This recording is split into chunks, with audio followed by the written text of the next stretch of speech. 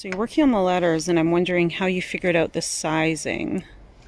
So I used Arial just because it was the block, and I thought it was going to be the easiest to cut out. Is how I chose the font of the letter. But for the size, what I did is I went to just take a Microsoft Word document, and then I just put one letter per page, and then I did I think I did 800, 700, 600, 500 to see what kind of spacing they were going to have, like how much room they were going to take up. And I think we settled on, I think it was 700. Yes. 700 font size was the size that we liked. We wanted to do about a 4 or 5 foot opening between the pillars. So we thought the word cemetery will be spaced out really nice. And then of course we wanted the word to be big enough, that as you're driving by, or if someone that was coming by, you can see what it read. Right. So we played around with it, and we actually played around with a couple different fonts. I think I tried a Gothic in that, but ultimately I like the clean look of this one. And then again, I think it's going to be really one of the easier ones to cut out. But and then we got some bronzing spray paint, and we're going to bronze it all up and make it look and we're going to have it stand out from the side. We're just not going to attach to the side. We're going to have it like it's popped out, so it'll stand out. Hopefully it'll look good. It's going to look great. And I see you're using some nails as your rulers. Is that what you're doing? No, I was the wind was blowing, so I just put some brad nails on there just so it wouldn't blow away. So if you're asking why all the brad nails are there, they're okay, that makes sense. Device. Excellent. Very innovative. Looks good.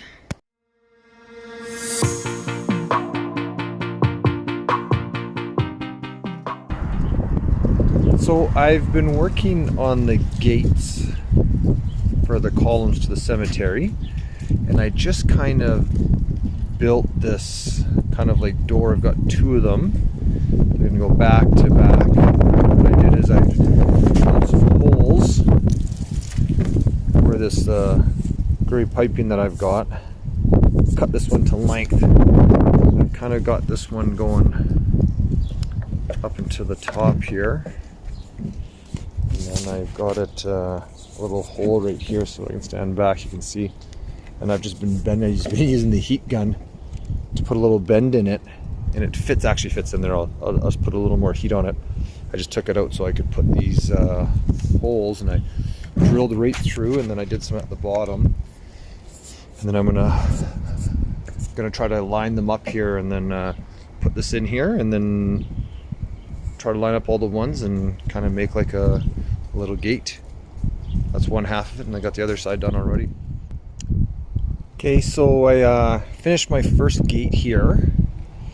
I kind of did a little different style. I drilled holes in the bottom, not all the way through.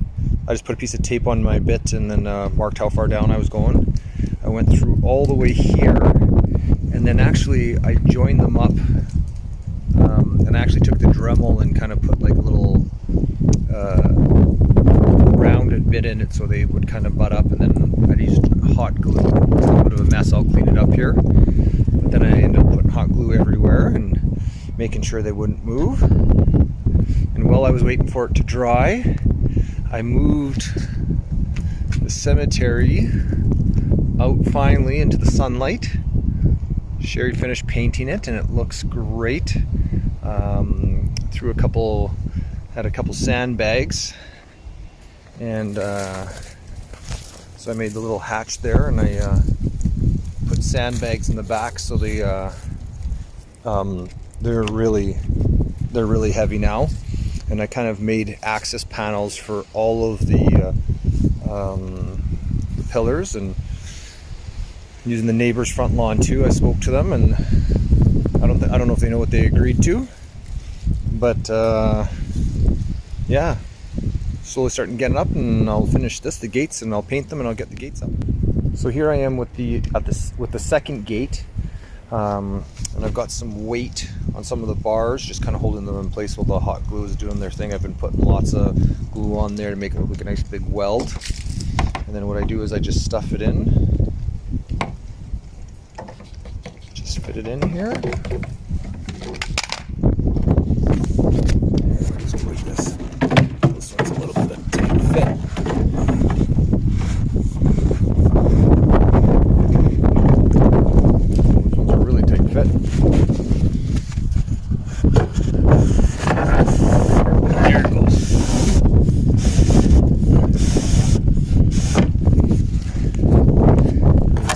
in.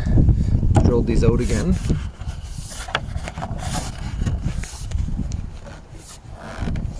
Okay, so I fit it in. Then I come over here to where the angle is. I just mark it with a pencil. And I leave myself just like maybe about an 1/8 of an inch from the end.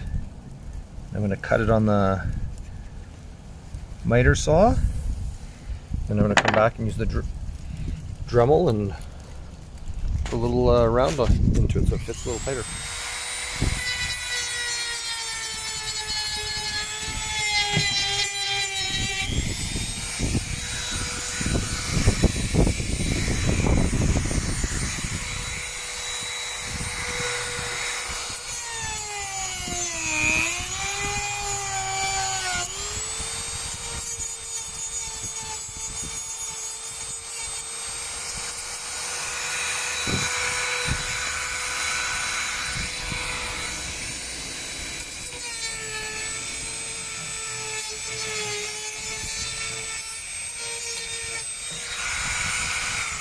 Oh, look at that.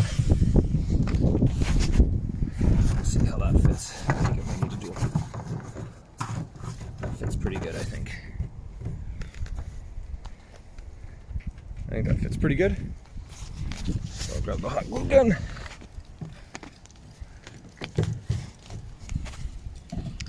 And I'll just put a nice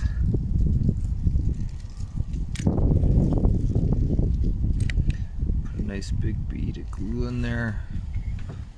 Falls in, I just give it some more, let it heat up, let it cool down there. As well as I'll come down here and I'll just give a little bead to the bottom here.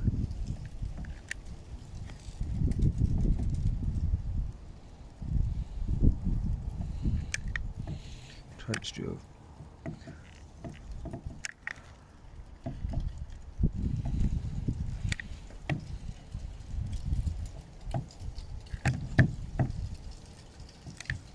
okay, here we go.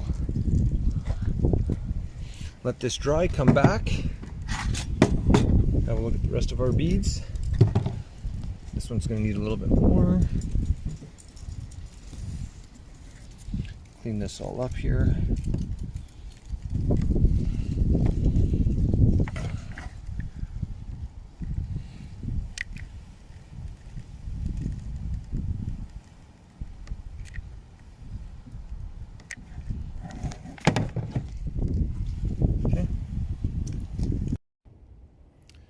So I am just doing the fence between the pillars.